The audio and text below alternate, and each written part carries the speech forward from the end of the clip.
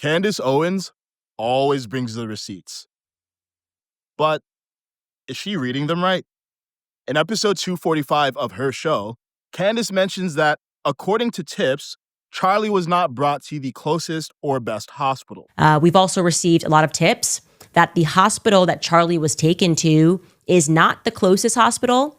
And it also would not have been the number one choice hospital for someone that was suffering from that sort of a wound. Like it was a trauma 3 center. He was taken to a smaller regional hospital that was a little farther away and was also less equipped for the trauma that he suffered, that he was taken to Timpanogos Regional Hospital. She lists this as one of too many things that just don't add up. But it does add up. If you do the math, Candace is right. Charlie was not brought to the closest hospital because that one, Orem Community Hospital, can't handle gunshot wounds. It's not listed as a trauma center by Utah's Bureau of Emergency Medical Services. Candace is also right that Charlie was not brought to the number one choice of hospital because that one, Utah Valley Hospital, is almost 4 miles away, according to Google Maps. So what's the closest hospital that could treat him while he was bleeding out?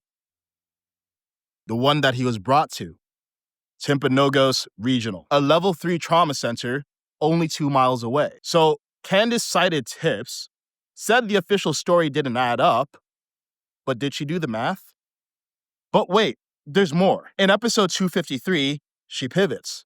But then we received an email from somebody in the medical staff at UVU saying, I'm certain that he was here, and I have a medical file in the text that we received at 2:08 p.m. saying that we're not allowed to touch the medical file. And here is the entry in the UVU system. By UVU, she means Utah Valley Hospital. Now remember, we just established that hospital is further away than Timpanogos, but she doesn't correct the distance claim. Instead, she raises a new suspicion that Charlie was treated at Utah Valley Hospital in secret, based on a leaked medical file. So first, the tips were saying that Charlie wasn't brought to the correct hospital, when in fact he was. Then the tips implied that Charlie was brought in secret to a different hospital. So which one is it? Is the issue that he was brought to the wrong hospital or brought to the right hospital in secret? And by the way, there is an explanation for why a medical file existed at Utah Valley Hospital. I'll cover that in another video. Now, you might think I'm cherry picking. After all, she made a mistake on the hospital distances, but didn't she identify a bunch of other weird gaps? Yeah, she did. And the biggest issue here actually isn't that Candace can make mistakes. I do too. It's that the goalposts keep moving, and always in favor of the skeptic. The issue isn't just mistakes, it's methodology. When one suspicious claim is disproven, it's replaced with an opposite claim, which is also labeled suspicious. And when a claim is disproven, then people say, well, it was just brought up as a tip, not a claim. But by the time that anyone can slow down long enough to due diligence and assess one suspicion, 5 more suspicions have already been brought up in their place. And Candace Owens is raising suspicions 1 hour a day, 5 times a week. It took me 5 hours just to make this video, rigorously examining one claim and one suspicion. How can anyone be expected to go through all of them? Look, I think Candace is sincere. I think she's courageous and brilliant. I'm guessing she's also in pain. Because America lost a leader, but she lost a friend. And there's a reason why the FBI doesn't live stream investigations. And certainly not while the lead investigator is going through a grieving process. We all want to make sure that we're getting the truth about Charlie Kirk's death. It's not a problem to ask questions, but does it need to come with all of this aggression? Yeah, I'm putting the fire here right at the feet of Turning Point because I am disgusted. I am genuinely disgusted. I am looking around and wondering whether Charlie's entire life was the Truman Show.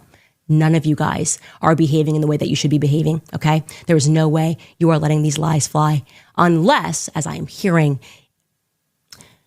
unless it is true that there was a big payday that was on the line. I understand why people are drawn to what Candace is doing. Many of you loved Charlie. You're in pain. You're angry. Candace is offering villains, validation, and a target for your anger. But anger is like a hot coal that you hold in your hand, waiting to throw at another. You don't need to carry it. Letting go of it doesn't mean letting go of Charlie or the truth. It means letting go of the emotions that cloud our judgment. Because when you treat every coincidence as a conspiracy and every mistake as malice, we don't uncover the truth. We just bury it. And we don't ask ourselves this simple question: what's the best argument for and against what I'm hearing? So let's ask questions, but without the fire.